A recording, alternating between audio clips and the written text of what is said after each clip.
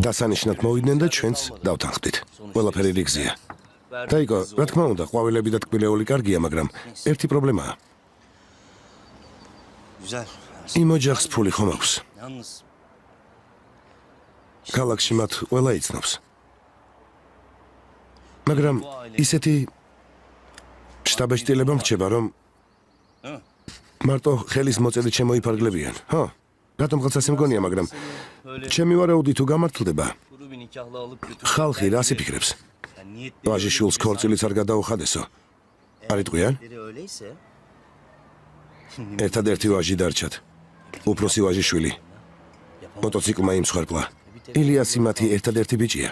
ქორწილს თუ არ გადაიხდიან, ხალხ შეიძლება ეჭვი გაუჩნდეს. ნუ თუ ამაზე არ გიფიქრია? არა, რა თქმა უნდა არ გიფიქრია. ვინ თქვა რომ ქორწილს არ გადაიხდიან? ერთი გაბედონ. დედა, არანაირი ქორწილი არ მინდა. შეიძლება შენ არ გინდა, მაგრამ მე მინდა. კეთილი ინებონდა საჩუქრებით და ოქროულობით ხელდამშვენებულები მობრძანდნენ. შენი დის დასანიშნად რომ მოვიდნენ, დედამთილმა უზარმაზარი სამაჯური აჩუქა. დედა, ოჯახის წინაშე თავს ისედაც უხერხულად გრძნობს. შენ სისულელეებს ჩადიხარ და პასუხი ჩვენ უნდა ვაგოთ? მომისმინე? აქ ყველა პატივს გცემს. ჩვენ წრეში კარგი ავტორიტეტით ვსარგებლობთ. გესმის? ასე რომ ყველაფერი ტრადიციების დაცვით უნდა გაკეთდეს. გასაგებია შენთვის.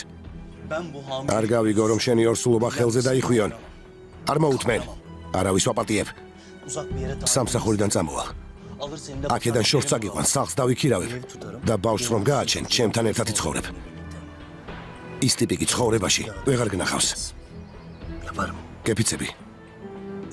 ხელცარიელები მოვიდნენ და დედამისი აქეთ არის უკმაყოფილო. ამაზე მაშინ უნდა ეფიქრე, როცა გაორსულებდა. მომისმინე? ასიე. შელახულ ღირსებას მარტო მატჩის ბიუროში ხელმოწერით ვერ აღვიდგენ. ამ სახლიდან, როგორც ტრადიცია მოითხოვს, საპატარძლო კაბით გახვალ. და საუცხოო ქორწილსაც გადაგიხდიან. ქორწილში კი ჩემს უფროსებს და მეგობრებს დავპატიჟებ. თქვენი ამბავი მთელმა განყოფილებამ იცის.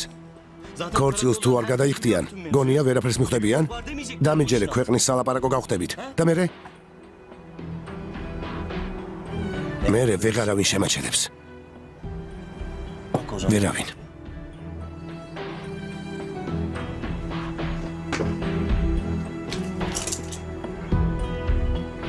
გემრიელად მიირთვით.